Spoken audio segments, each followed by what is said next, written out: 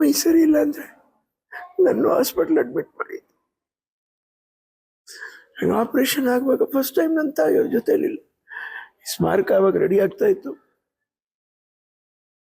ಇಲ್ಲ ಬಂದು ಆಶೀರ್ವಾದ ಕೇಳ್ಕೊಂಡು ಹೊರಟು ಬರ್ತೀನಮ್ಮ, ನೀನು ಬರ್ತಾ ಇದ್ದೆ, ನಾನೊಬ್ಬನೇ ಹೋಗ್ತಾ ಇದ್ದೀನಿ ಹೇಳ್ಬಿಟ್ಟು ಹೋದೆ ರೀ. ಆದರೆ ನಾವು ಒಬ್ಬನೇ ಇಲ್ಲ ರೀ, ನಮ್ಮಮ್ಮ ನನ್ನ ಜೊತೇಲಿದ್ದಾರೆ. ಇಡೀ ಕನ್ನಡಿಗರಿಗೆ ನಾನು ಹೇಳ್ತಾ ಇದ್ದೀನಿ, ಕರ್ನಾಟಕ ಚೆನ್ನಾಗಿ ಬಾಳಿ ಬೆಳಗ್ಬೇಕಾದ್ರೆ ಸತ್ಯವಾಗ್ಲೂ ಹೇಳ್ತಾ ಇದ್ದೀನಿ, ಯಾರೇ ಇರಲಿ ಎಂಥವ್ರೇ ಇರಲಿ, ಎಂಥ ಸ್ಥಾನದಲ್ಲೇ ಇರಲಿ, ಆ ತಾಯಿ ನಿಮಗೆ ಕೊಟ್ಟಿರುವಂಥ ಪ್ರೀತಿ, ವಾತ್ಸಲ್ಯ, ಕನಿಕರ, ಮಮತೆ ಯಾವುದನ್ನು ಮರಿಬೇಡಿ. ಮರೆತರೆ ನೀವು ಬೆಳೆಯೋಕ್ಕಾಗಲ್ಲ.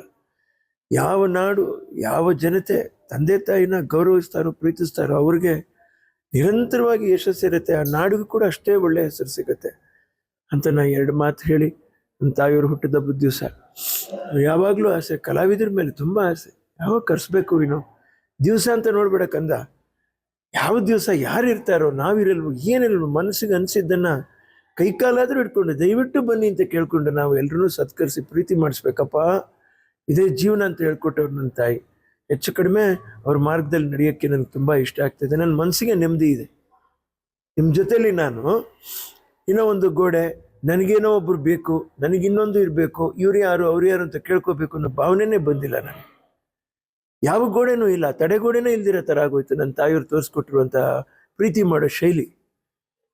ಈ ಮಾತನ್ನು ನಾನು ಹೇಳಿ ಇವತ್ತು ಈ ಒಳ್ಳೆ ದಿನ ನಾನು ಇಡೀ ನನ್ನ ಕರ್ನಾಟಕದ ಅಭಿಮಾನಿಗಳಿಗೆ, ಎಲ್ಲ ಕಲಾವಿದರ ಅಭಿಮಾನಿಗಳಿಗೂ ನಾನು ವಿನಂತಿಸ್ತಾ ಇರೋದು ಏನು ಅಂತ ಹೇಳಿದ್ರೆ, ತಾಯಿನ ಯಾವತ್ತೂ ಮರಿಬೇಡಿ, ತಾಯಿನ ಯಾವತ್ತೂ ಮರಿಬೇಡಿ.